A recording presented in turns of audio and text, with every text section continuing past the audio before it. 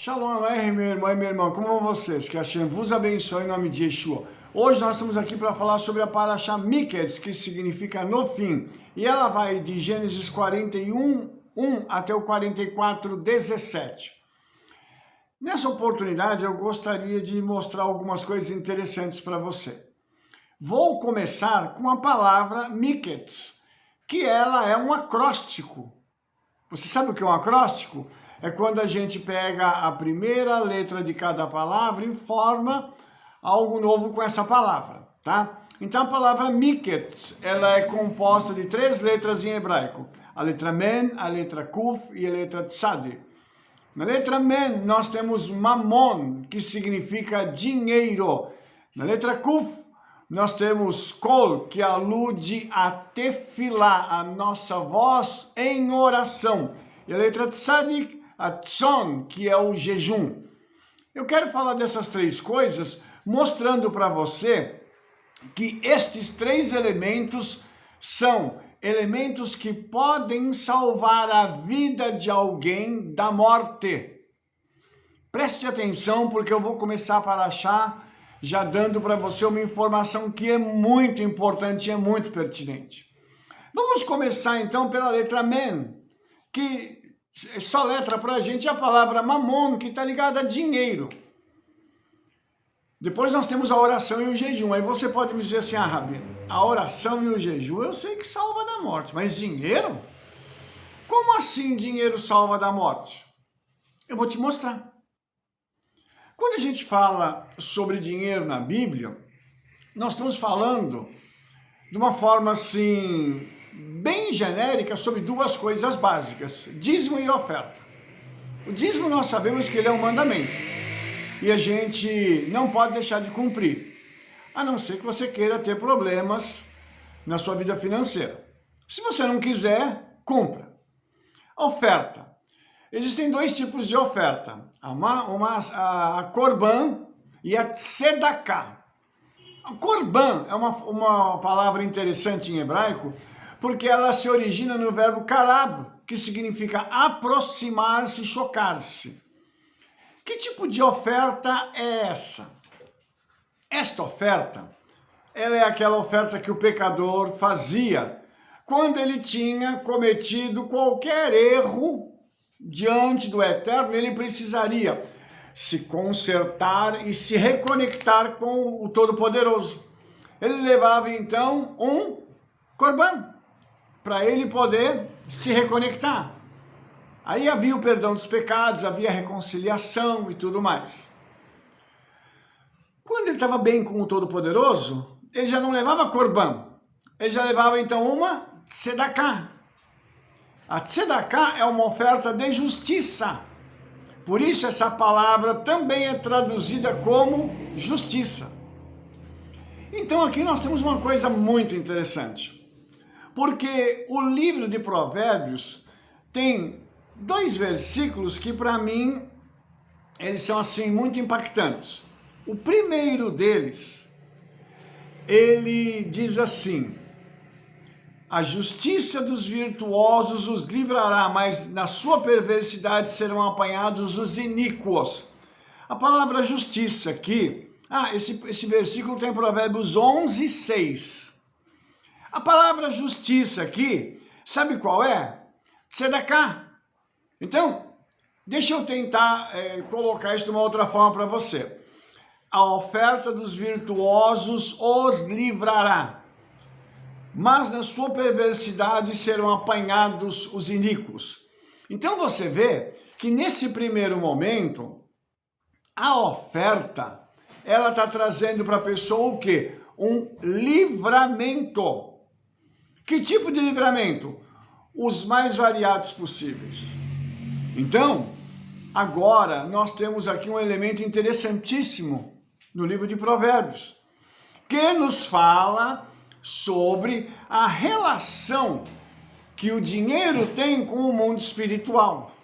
E nesse caso aqui, depois que eu estou dando o meu dízimo, estou fazendo todas as minhas obrigações, está tudo bonitinho, eu posso dar uma oferta e pedir ao Senhor que me dê um livramento. Está aqui, ó. A base está aqui em Provérbios. Quantas vezes nós temos histórias dentro da tradição judaica de pessoas que receberam livramento, até de cadeia, depois que alguém deu uma oferta em nome dela. Mas isso não é só para o livramento. O livro de Provérbios ainda diz assim, Provérbios 10, 2. Os tesouros da impiedade de nada aproveitam, mas a justiça livra da morte. Aqui justiça é tzedaká. Então o texto aqui de Provérbios está dizendo que a tzedaká livra alguém da morte. É só isso, Rabino? Não. Provérbios 11, verso 4 diz, não aproveitam as riquezas no dia da ira, mas a justiça livra da morte. Aqui é um nível um pouco maior. Então vamos tratar desse primeiro nível, tá? A justiça livra da morte, né? O tesouro do ímpio, ele ajunta. E quando ele precisa do eterno, ele não tem nada para se apresentar diante do Hakadosh Baruch Hu. Já que ele não faz nada, o dinheiro dele é um dinheiro de impiedade, ou seja, é um dinheiro de crime, é um dinheiro de pecado, é um dinheiro que vem para a mão dele através do engano, do roubo. Qual é o proveito que ele tem desse dinheiro? Nenhum. E no final isso vai dar uma reversão para ele no mundo espiritual que vai ser horrível. Mas o autor dos Provérbios ele diz, mas a tzedaká livra da morte. O justo, quando ele está doente, ele diz assim, dê uma oferta em meu nome. Ou quando tem alguém com uma doença muito grave, a pessoa vai e chega para o rabino e fala assim, estou dando essa oferta aqui em nome de fulano de tal, que está muito doente, vamos interceder por ele aqui junto comigo, rabino. Aquela oferta no mundo espiritual, ela causa algo diferenciado e permite que aquela pessoa seja livre da morte. E isso não estou dizendo eu, a tradição rabínica, ela é farta em exemplos destes. De pessoas que estavam com problemas, doenças graves, doenças mortais, e que foram até o seu rabino, outras pessoas, obviamente, né? Foram até o rabino, deram a oferta, foram para Kehilá, para a sinagoga, deram a oferta lá, e o Senhor livrou aquela outra pessoa da morte. Então isso aqui é um princípio muito interessante.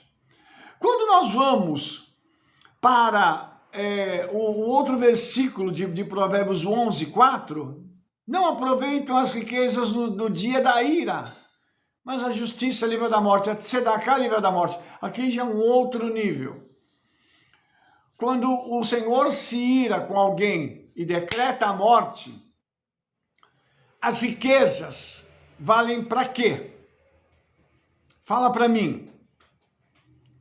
Diz para mim o que adianta a pessoa ser rica nesse mundo, ter muito dinheiro, tem sucesso, tem fama. E no dia da ira, isso vai funcionar para ele como um objeto de condenação. Nada mais do que isso. Mas, em contrapartida, o justo dá seus dízimos, dá suas ofertas, ajuda as pessoas, que são essa tzedaká que a gente faz quando tem oportunidade.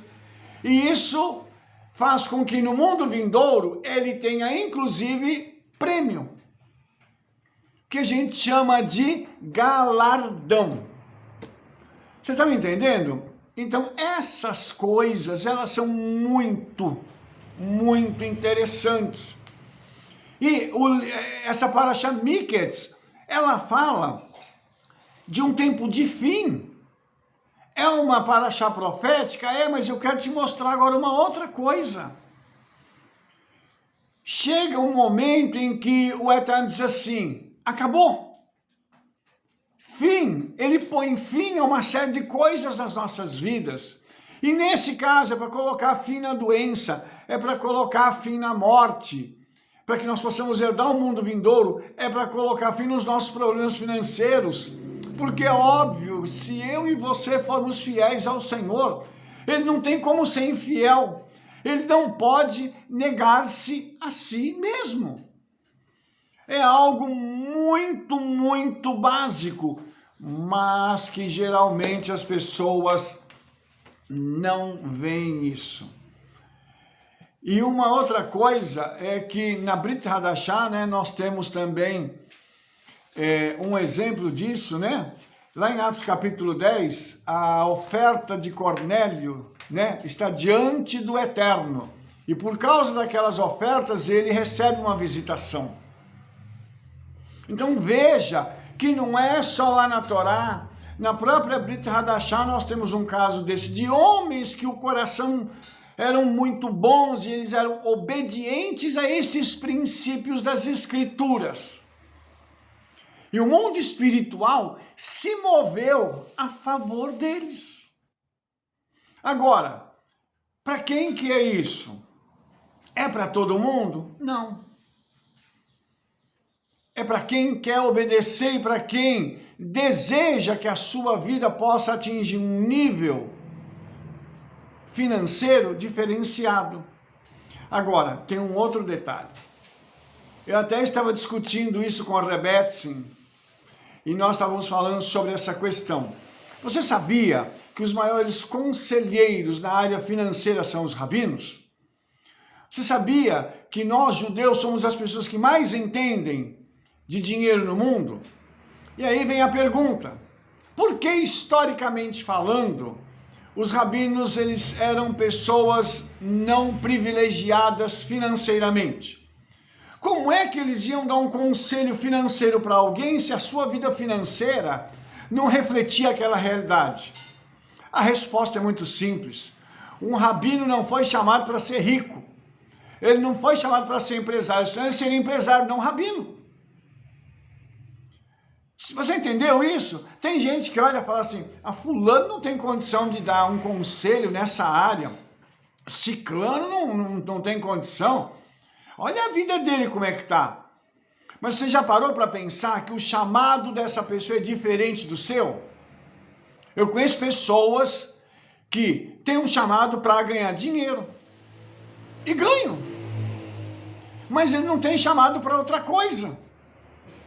Você entendeu? Então ele vai tomar conselho com quem? Com quem tem conhecimento nessa área, na área espiritual. Porque o dinheiro ele sai da condição física e ele é elevado espiritualmente. Então isso é uma coisa que nós ainda precisamos aprender. Há um preconceito muito grande e eu vou falar uma coisa para você. E isso entrou na vida das pessoas do mundo ocidental de uma forma tão terrível. Porque na realidade em Israel e no passado, os rabinos eles eram tidos como pessoas muito importantes para a comunidade. Porque eles eram os atalaias espirituais daquele lugar. E eram valorizados. E os discípulos ficavam com os rabinos. Às vezes o rabino não tinha uma casa, não tinha lugar para dormir. Mas os discípulos não largavam dele. Sabe por quê? Eles sabiam que aquele homem que não tinha um bem material era um gigante espiritual. Hoje não é assim. Hoje os líderes religiosos são medidos pelo seu sucesso financeiro. Se o pastor, o apóstolo, seja lá o que for, até os rabinos, né, nessa era moderna, se eles não tiverem uma projeção, se eles não tiverem uma boa casa, um bom carro, isso aí eu não quero nem ouvir o que ele tem para me dizer. Interessante isso. O diabo conseguiu inverter isso, achando que nós, que recebemos um chamado para lidar com a palavra do Eterno, temos que correr atrás de dinheiro. Achando que nós que somos líderes, rabinos, morim, mestres, professores de Torá, nós temos que sair correndo atrás de dinheiro e deixar de lado as coisas do Senhor. E as ovelhas, tem gente que não tem chamado para ir e pregar a palavra. para orar pelas pessoas, para ensinar as pessoas. Eu não sei se você tem noção do trabalho que dá se preparar uma ministração. Nós vamos estudar a Torá aqui, são quase 2 horas de estudo. Imagina quanto tempo a gente fica para preparar 2 horas de estudo para você ministrar. E para você não repetir a dose, obviamente. Mas tem gente que ainda acha que isso é pouco, né? A gente devia fazer mais, ele ganha para isso, né? Então, eu quero mostrar para você o valor da sua oferta, da sua tzedakah, quando ela é bem dada. Quando a sua oferta é colocada nas mãos corretas, ela causa um impacto muito grande no mundo espiritual. E isso traz livramento e até livramento de morte. Como nós vimos aqui nesses versículos que nós lemos em Provérbios e como eu citei aqui no caso de Atos capítulo 10. Então, eu quero passar agora para o segundo ponto. Que o segundo ponto é a questão da tefilá, da oração. É uma coisa muito assim óbvia que a oração salva da morte, que ela dá livramento de morte.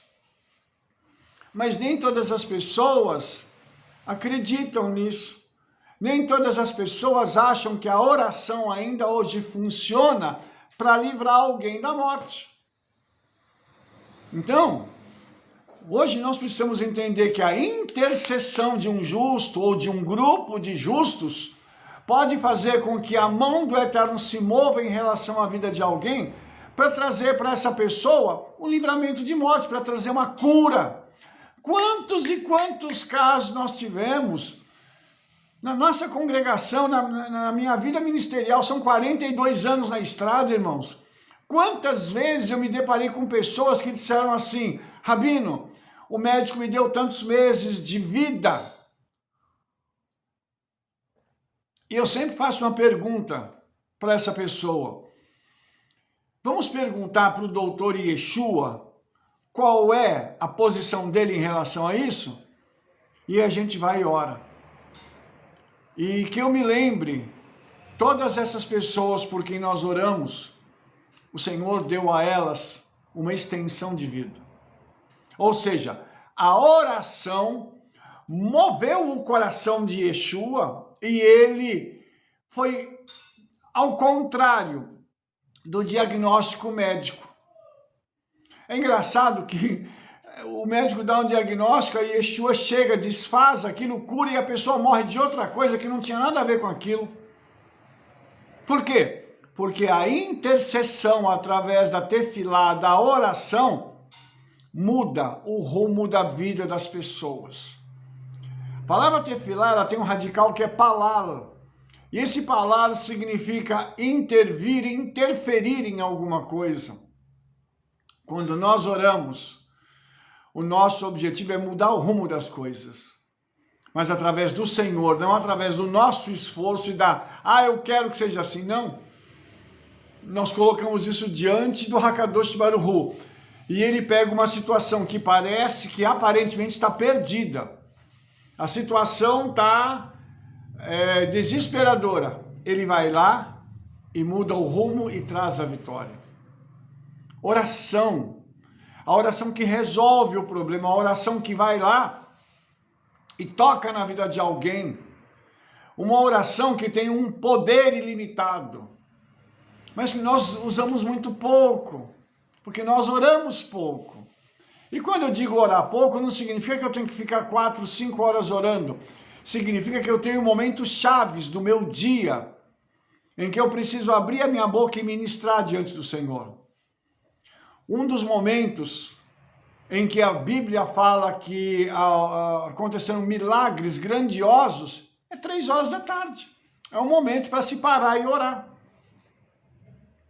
Entendeu? Tudo isso está conectado com a Bíblia e com a tradição judaica.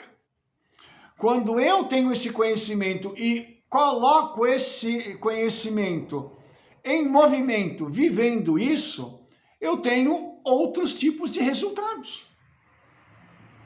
A mudança aqui de um diagnóstico de morte para vida é um milagre, conseguido através da oração ou da oferta. Lógico que quando você dá uma oferta, você vai orar também. Então nós vamos ver que essas coisas elas estão conectadas entre si. Não se faz uma coisa sozinha. A nossa ação, ela tem múltiplas formas de fazer com que o Eterno possa olhar para nós ou para a pessoa em questão e dizer assim, eu vou mudar essa história, eu vou fazer algo diferente. Então, irmãos, nós precisamos entender essa questão, precisamos começar a orar, não como mendigos, mas como príncipes, começar a orar com gratidão, sabe? E orar e exaltando o nome do Senhor. Então, quando nós fazemos isso, a nossa oração, ela é recebida na eternidade de uma forma diferente. Nós não fomos chamados para ser aqueles coitadinhos, Senhor, não. Eu e você fomos chamados como príncipes e princesas do Senhor, para fazermos diferença sim nesse mundo, mas a forma correta. Vamos agora falar sobre o jejum. O jejum também é uma coisa bem óbvia, né?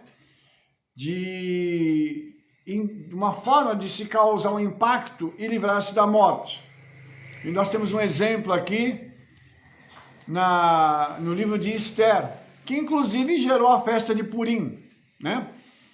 Que o povo de Israel estava condenado à morte por um decreto de um homem mau chamado Hamã. E aí Mordecai fala com Esther e diz assim, e ela diz, vamos jejuar 3 dias e eu vou até a presença do rei.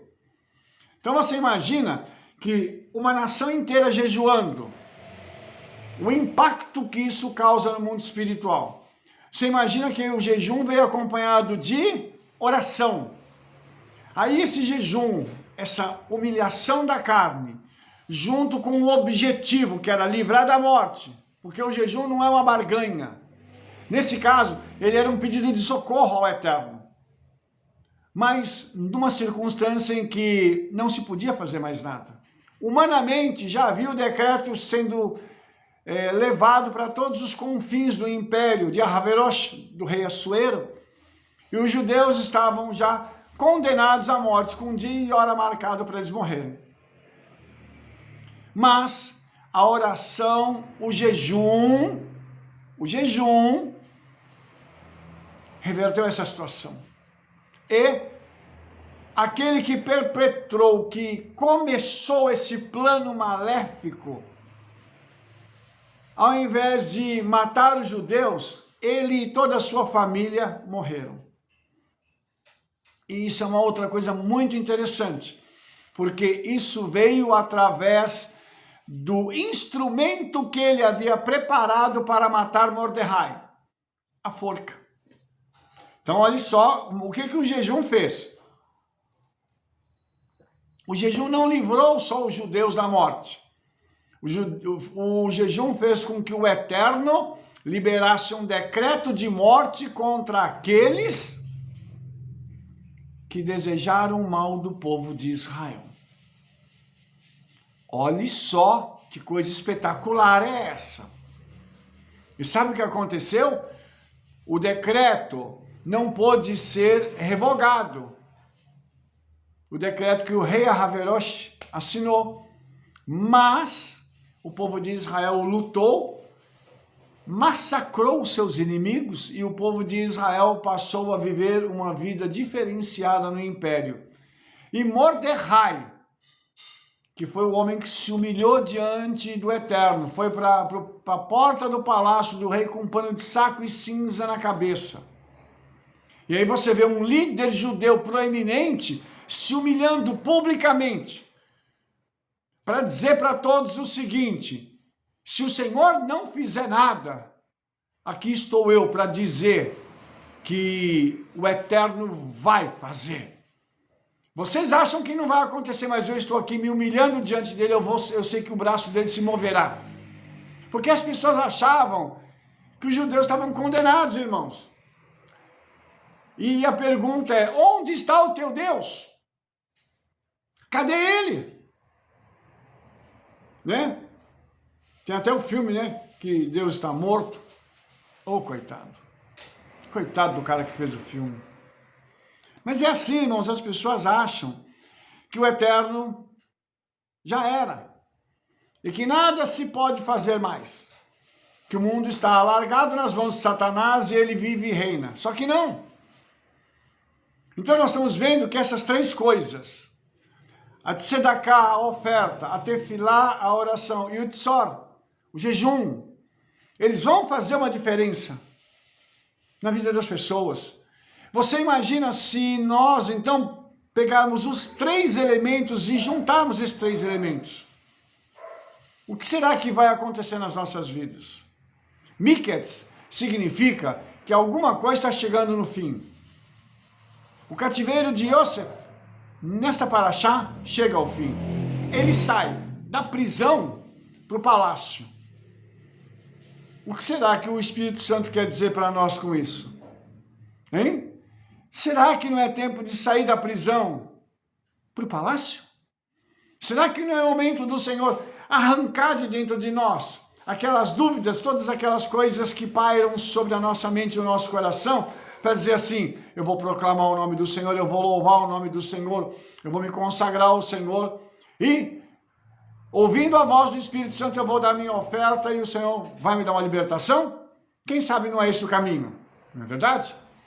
Falando de Yosef,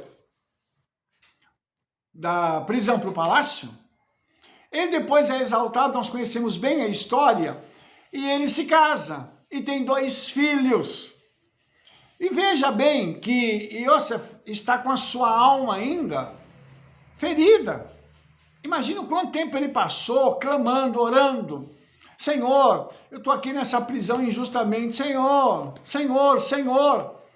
No momento certo, o Eterno tira ele e coloca no palácio.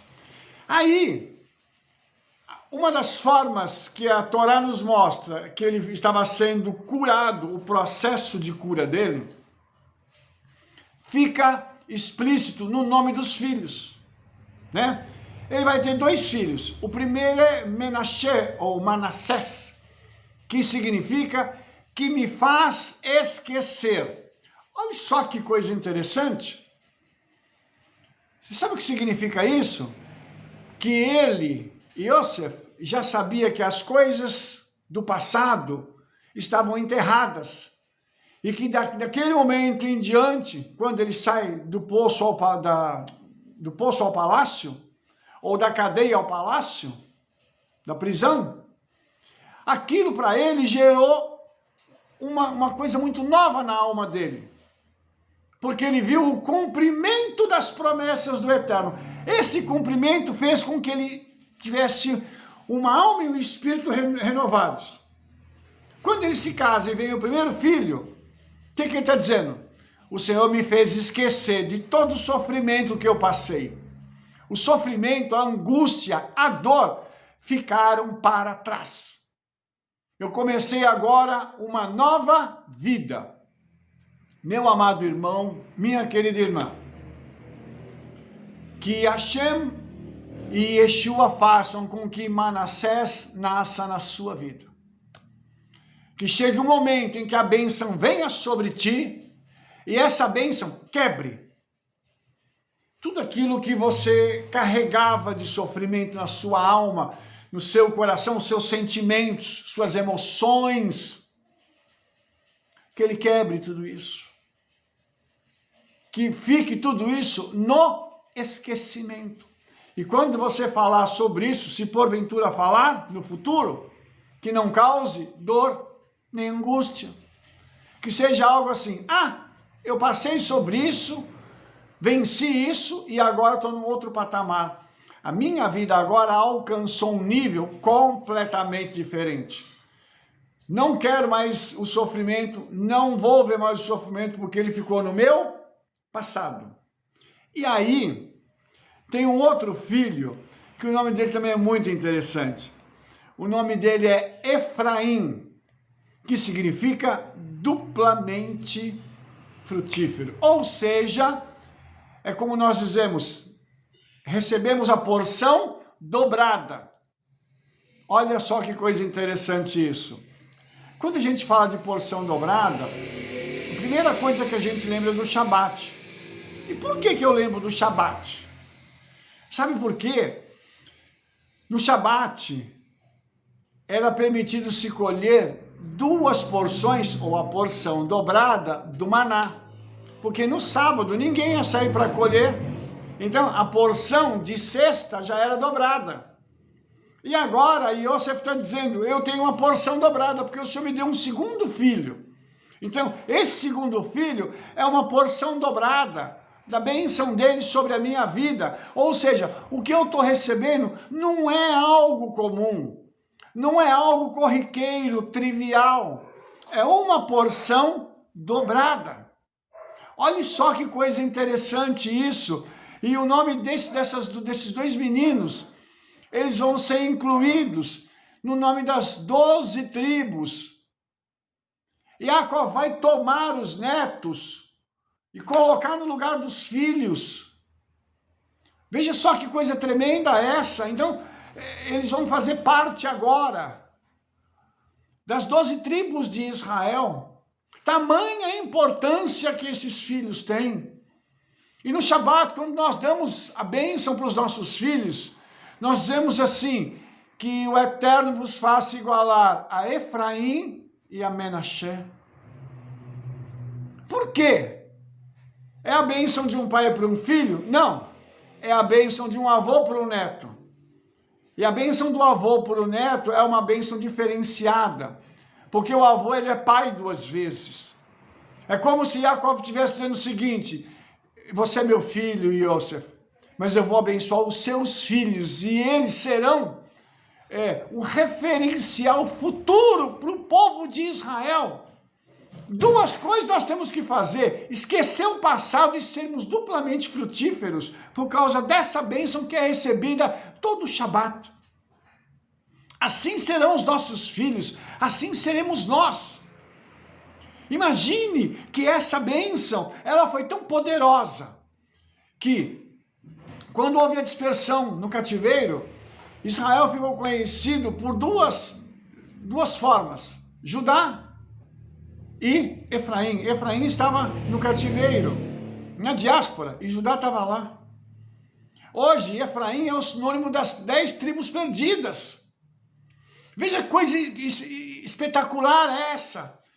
Essas 10 tribos perdidas, eles são duplamente frutíferos. Onde eles estão, eles dão frutos.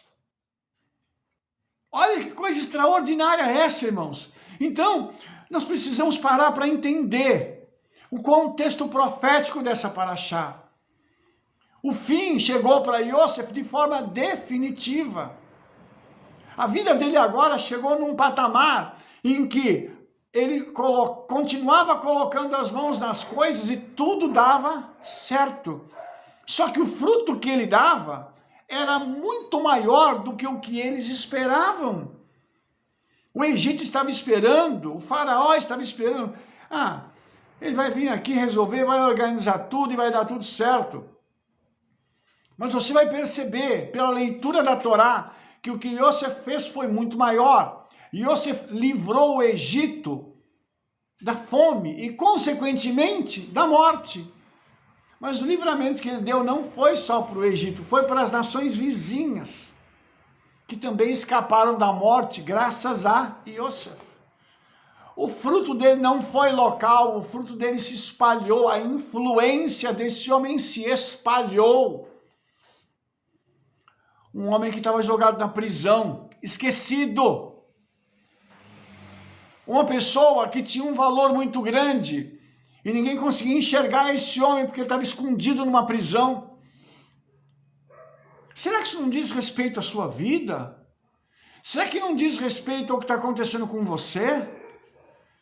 Tanto tempo trabalhando na obra do Senhor, não tem valor, não tem reconhecimento, não tem nada. Rabino, mas a gente não precisa ser reconhecido. Precisa sim, precisa sim. porque o trabalhador ele é digno disso. Se você faz um bom serviço, um bom trabalho, o Senhor te reconhece. E se precisar, ele vai mover homens, mulheres, até gente que não é crente para poder te reconhecer. Imagine isso, querido. O quanto Iosef foi valorizado, não pela sua família, mas pelos estranhos. Depois a família veio reconhecer. Poxa vida, que coisa dura. Reconheça aqueles que estão entre vocês. Eu já falei isso num vídeo passado. Não deixe isso passar dessa forma. Iosef foi um exemplo de um homem que lutou até o fim e creu até o final da sua vida. E ele foi um homem com uma capacidade profética muito grande. Assim como seu pai era profeta, ele também era profeta. Era um homem que tinha sonhos, era um homem a quem o Senhor revelava as coisas, dava a ele as estratégias, como já tinha feito com seu pai anteriormente. Eu não sei se você está percebendo, a unção ela está sendo transferida de pai para filho. Quando nós abençoamos os nossos filhos no Shabat, nós criamos com as nossas palavras as condições futuras para os nossos filhos. Entende isso? Então, você tem que abrir a boca, botar a mão na cabeça dos seus filhos e profetizar o que eles serão. E declarar, sacando do mundo espiritual aquilo que o Hakadosh Baruch Hu tem para a vida deles. É simples, mas nós nem sempre fazemos o que é simples. Às vezes nós só oramos pelos nossos filhos, amém. Nós precisamos entender que a nossa boca, ela carrega a palavra profética do Eterno. O Espírito Santo vive em nós e toda vez que nós abrimos a boca, algo novo pode ser criado pela palavra. Assim como foi lá em Gênesis capítulo 1. Lembre-se que eu e você somos os repositórios, os vasos, onde o Espírito Santo habita. E aqui nós temos, e eu já estou caminhando para o final, Efraim e Menaché. E uma coisa interessante que Jacob faz, ele troca a primogenitura. Manassés era o primogênito e Efraim o mais novo, mas o profeta troca. O profeta entende o mundo espiritual de uma forma diferente. E Iosef diz, pai, esse aqui é o mais velho. Ele disse, não se preocupa não, eu sei quem é quem. Mas no reino espiritual, o mais novo vai ser maior. Oh, meu pai, aleluia! Quando o Senhor toma a nossa vida para dizer assim, eu vou te fazer, você aparece, você aparenta ser pequeno, mas eu vou mudar agora, eu vou colocar o pequeno no lugar do grande e o grande no lugar do pequeno. Está acontecendo uma transição profética nas nossas vidas. E o Senhor está mudando rumos de vidas para fazer com que os desejos do seu coração se cumpram. Não é o nosso desejo, mas é o desejo dele. Quando nós fazemos uma oração, e eu tenho certeza que todo mundo já fez essa oração, que é a oração do Pai Nosso, nós oramos assim, seja feita a tua vontade, assim na terra, como é feita nos céus. Ou seja, manifesta na terra a tua vontade, não a minha. Eu quero uma coisa, mas será que a coisa que eu quero é o que o Senhor quer? Então, o que nós estamos dizendo? Eu estou abrindo mão da minha vontade para viver a tua. Estou abrindo mão da minha vida para viver a tua. Nós oramos isso todo dia no Pai Nosso. É isso, irmãos. E Iosef estava dizendo isso através dos seus filhos.